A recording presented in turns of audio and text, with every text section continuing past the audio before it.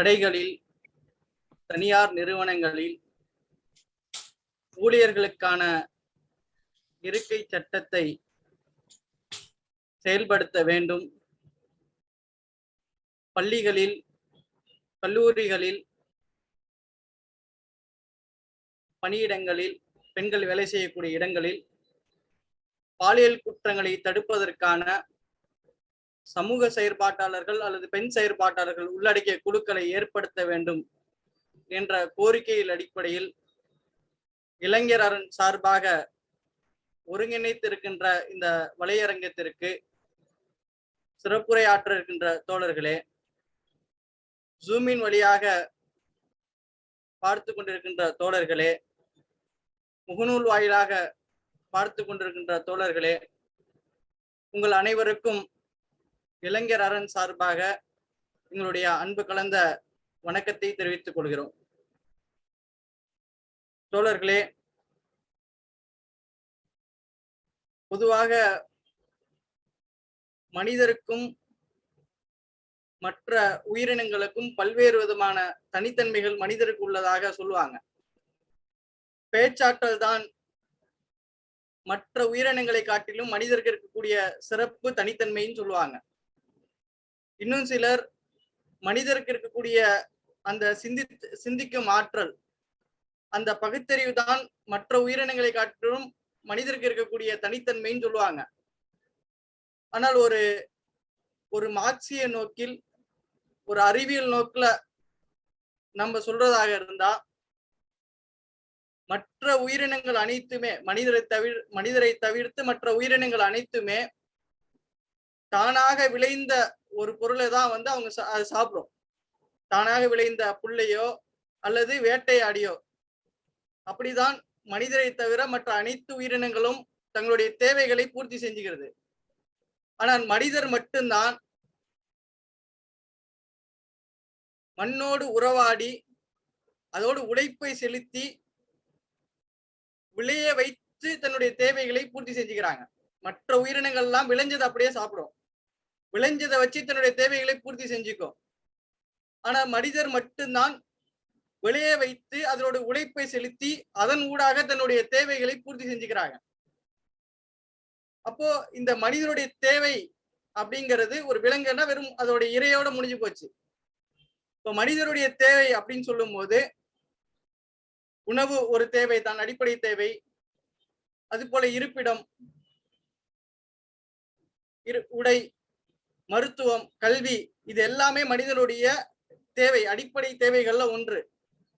அப்போ இங்க இருக்கக்கூடிய மனித சமூக வளர்ச்சிக்கேற்ற வகையில, அறிவியல் வளர்ச்சிக்கேற்ற வகையில மனிதனுடைய தேவைகளும் இன்றைக்கு அதிகரிச்சு இருக்குது. அப்போ இந்த தேவைகள் இருக்கக்கூடிய அளவுல, இந்த தேவைகள் நிறைஞ்சிருக்கக்கூடிய ஒரு கட்டத்துல இந்த அறிவியல் வளர்ச்சி நிறைந்த அளவில புதிய பொருளாதார கொள்கை ஏற்பட்டிருக்கக்கூடிய மாற்றம், மனிதருக்கு தேவைப்பட்டிருக்கக்கூடிய தேவைகள் ஏற்பட்ட வளர்ச்சி, இங்க இருக்கக்கூடிய தொழில் வளர்ச்சி, இங்க இருக்கக்கூடிய தொழிலாளர்களுடைய உரிமைகளை அது எந்த அளவிற்கு உறுதி செஞ்சிருக்கிறது.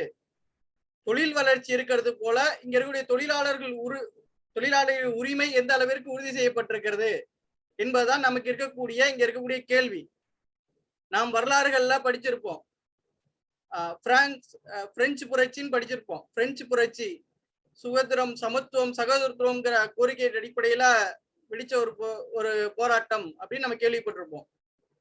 150 ஆண்டுகளுக்கு முன்னால் ரஷ்யால 8 மணி நேரம் வேலை, 8 மணி நேரம் ஓய்வு, 8 மணி நேரம் உறக்கம் அப்படிங்கிற அந்த உரிமைகளுக்காக போராடி பெற்றார்கள். அதனுடைய நினைவு கூற வகைகளை இன்னைக்கு நாம் தொழிலாளர் தினங்களை கொண்டாடிட்டு இருக்கிறோம், நினைவு கொண்டுட்டு இருக்கோம்.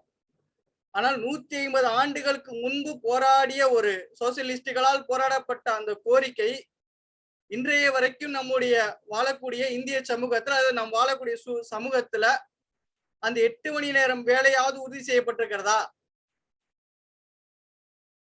அதே போல தொழிலாளர்களுடைய குறைந்தபட்ச ஊதியம் என்பது இன்றைக்கு எந்த நிலையில இருக்குது? சட்டம் ஒன்றாக இருந்தாலும் செயல்பாட்டில் அது எந்த அளவுக்கு இருக்குது? உலகளாகிய தொழிலாளர் சட்டத்தின் அடிப்படையில 8 மணி நேரம் தான் வேலை செய்யணும், இவ்வளோ இவ்வளவு அடிப்படை ஊதியமா இவ்வளவு இருக்கணும் அப்படின்ற அடிப்படையில இவங்களே ஒன்று வரையெடுத்தாலும் அது செயலளவில் எந்த மாதிரி இருக்குது. அது போல் நிறைய சொல்லலாம். பிஎஃப்இஎஸ்ஐன்னு சொல்றாங்க. பிஎஃப்இஎஸ்ஐ அது சொந்தமானது இன்னைக்கு ஏற்கனவே இருந்தாலும் பேரளவில் அது செயல்பட்டு இருக்குது. இன்னும் சில இடங்கள்ல தொழிற்சாலைகள்ல போனா ஒரு ஏற்கனவே பார்த்தோம் பாகிஸ்தான் தொழிலாளர் போன்ற சங்கங்கள்ல ஒரு ஒரு சிறைச்சாலையில கூட ஒரு 2 பேர் சிறையில இருக்குன்னா கூட இவ்வளவு இடங்கள் இருக்கணும் அப்படின்னு சொல்லுவாங்க. ஆனா வெளியூர்கள்ல இருந்து இங்க தொழிற்சாலைகள்ல வேலை செய்யக்கூடிய நபர்கள் அவர்கள் இருக்கிறத ஒரு அறைக்குள்ள 12 பேர் 13 பேர் சில இடங்கள் 15 பேர் அவங்களுடைய எண்ணிக்கைக்கு அதிகமாக அவங்களுடைய ஒரு சின்ன அறைக்குள்ள அதை வாழ முடியாத அளவுக்கு ஒரு மிக ஒரு நெருக்கமான அளவுல வச்சிருக்கிறாங்க.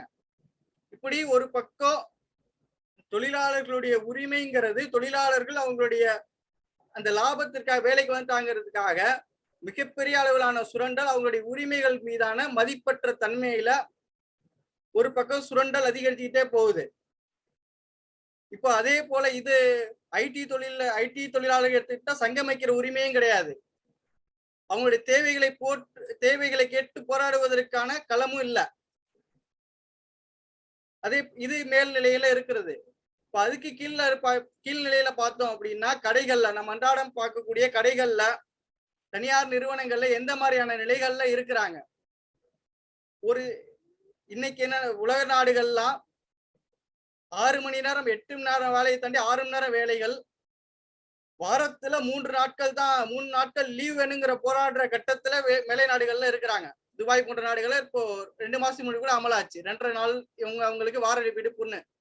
ஆனா நம்ம நாட்டுல இன்னைக்கு என்னன்னா ஒரு அதாவது ஊழியர்கள் வேலை செய்வதற்கு ஒரு சட்டம் உட்காருவதற்கு சட்டம் கேட்கிற நிலையில தான் இன்னைக்கு நம்ம இருக்கிறோம். அந்த சட்டம் நிறைவேற்றப்பட்டாலும் அந்த சட்டத்தை செயல்படுத்துவதற்கே நாம் போராட வேண்டிய கட்டத்துல நாம் இருக்கிறோம்.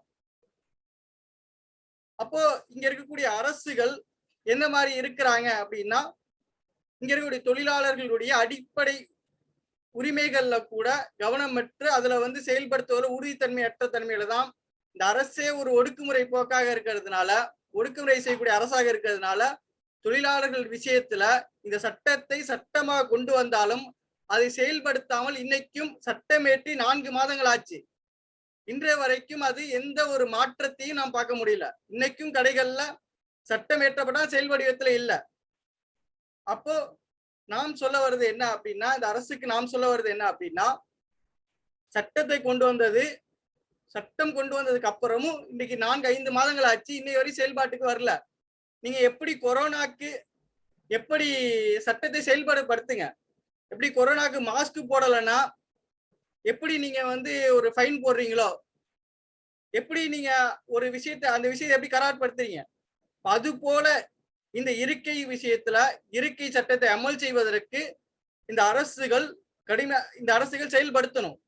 இருக்கை அமைக்காத நிறுவனங்கள் மீது நடவடிக்கை எடுக்கணும்.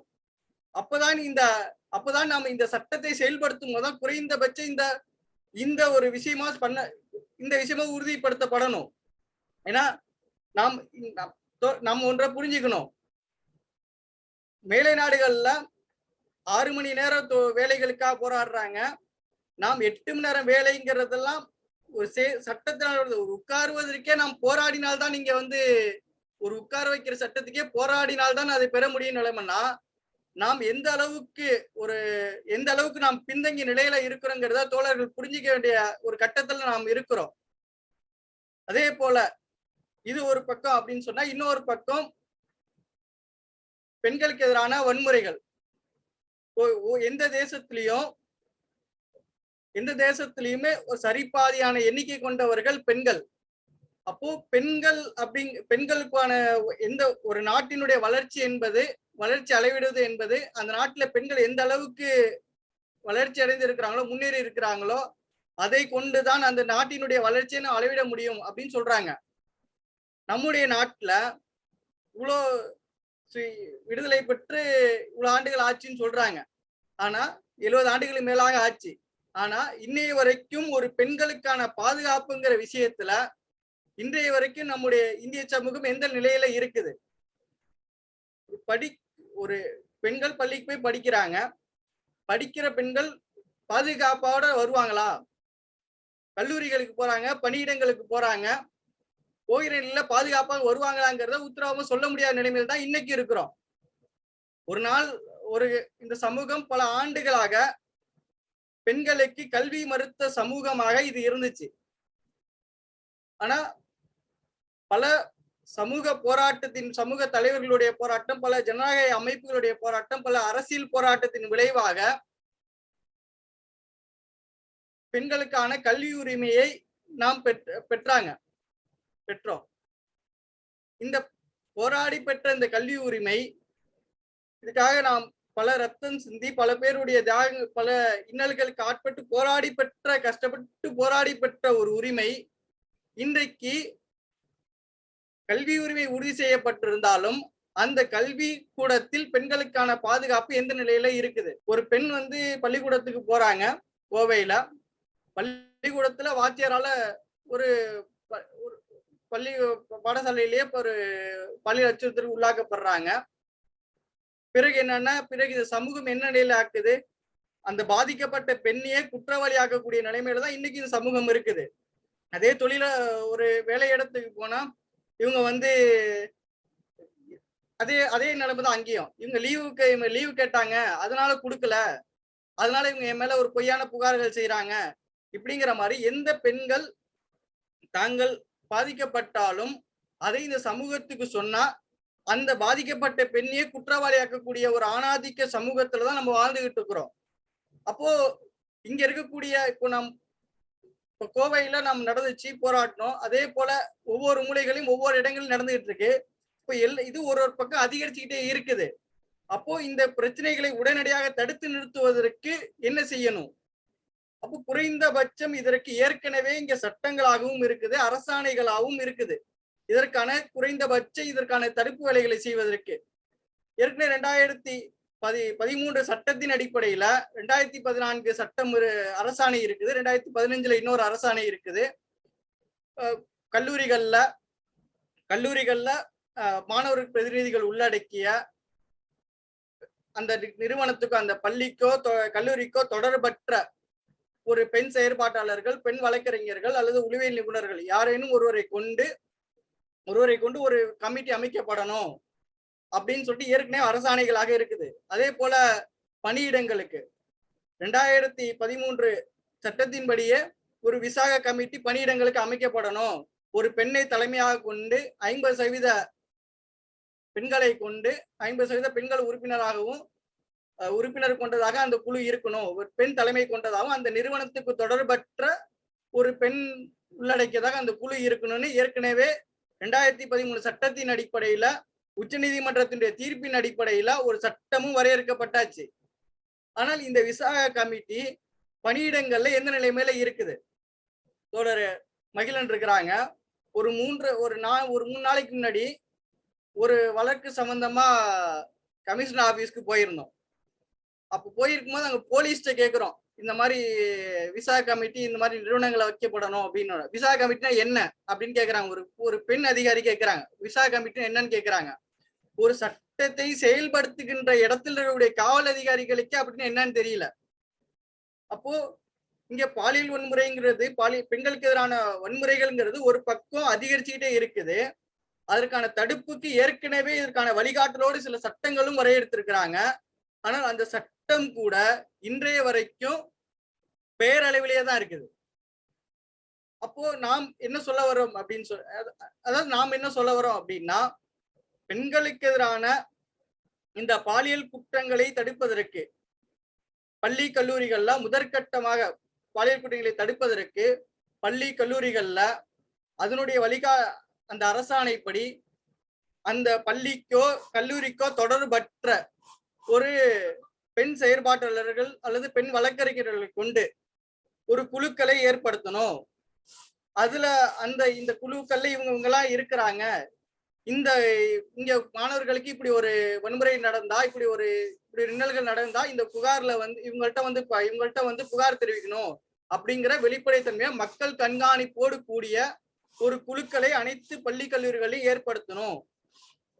இந்த இந்த கமிட்டியுடைய வழிகாட்டல் படி ஒவ்வொரு பாலின சமத்துவத்துக்கான அந்த ஒர்க் ஷாப்புகள் நடத்தப்படணும். ஒவ்வொரு 6 மாதத்திற்கும் இந்த கமிட்டிகள் என்னென்ன செஞ்சிருக்கிறாங்க, இந்த இந்த பாலின நிகர்மை நிலைநிறுத்துவதற்கு என்னென்ன வேலைகளை செஞ்சிருக்கிறாங்க, என்னென்ன என்னென்ன செயல்பாடுகளை செஞ்சிருக்காங்க அப்படிங்கிறத பத்தி வரையறை கொடுக்கணும். அப்படிங்கிற அடிப்படையில அந்த விஷயத்தை முழுமையா செயல்படுத்தணும். ஆனா இங்க இருக்கக்கூடிய அரசுகள் அதை எப்படி ஒரு ஏன்னா ஒரு அரசு தான் அதை செய்ய முடியும். இந்த குற்றங்களை தடுப்பதற்கான வேலைகள் ஒரு அரசு தான் செய்ய முடியும். எப்படி ஒரு கொரோனா அதிகரிக்குது அதை உடனே கட்டுப்படுத்தணும், எப்படி ஒரு அரசு இயந்திரம் வேகமாக ஒரு செயல்படுறாங்களோ அது போல அந்த அதிகரித்து வரக்கூடிய இந்த பாலியல் குற்றங்களை தடுப்பதற்கு அரசு முனைப்போடு இந்த விஷயங்கள்ல செயல்படுத்தினால்தான் இதை தடுத்து நிறுத்த முடியும். இப்ப அந்த வகையில தான் நம்முடைய இளைஞரணி சார்பாக முதற்கட்டமாக நாம் வைத்தது பெண்களுக்கு, அதாவது பணியிடங்கள்ல உடனடியாக இருக்கை சட்டத்தை உடனடியாக செயல்படுத்த வேண்டும். பள்ளி கல்லூரிகள் மற்றும் பணியிடங்கள்ல இந்த பாலியல் குற்றங்களை தடுப்பதற்கான குழுக்களை ஏற்படுத்த வேண்டும் அப்படிங்கறத முதலாக வைக்கிறோம். இது கூட என்னன்னா, இது ஒரு தொடக்கம்.